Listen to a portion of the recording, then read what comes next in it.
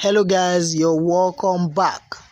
Ultimate Love's best couple fans says as Jay and Nkechi step out in stunning new photos. Fans of ex-housemate of the just concluded TV reality show called Ultimate Love are seriously disturbing the internet over the recent photos Jay and Nkechi released. The lovebirds, who are known as Watermelon Family to their Instagram account, dropped eye-catching photos as they step out looking so stunning, amazing and gorgeous. Sharing the new photo, Nkechi and Jay used same opportunity to wish their fans a successful weekend and also advised them to continue in obeying the government authorities.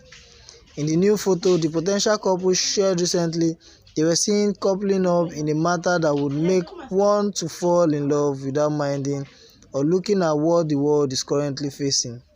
Jay was seen wearing a white long-sleeve shirt while Nkechi dressed in red, which shows the color of the heart, with a long hair that made her look so beautiful. Nkechi on her own private Instagram account also shared new photos same day where she was seen dressed like a goddess in the picture.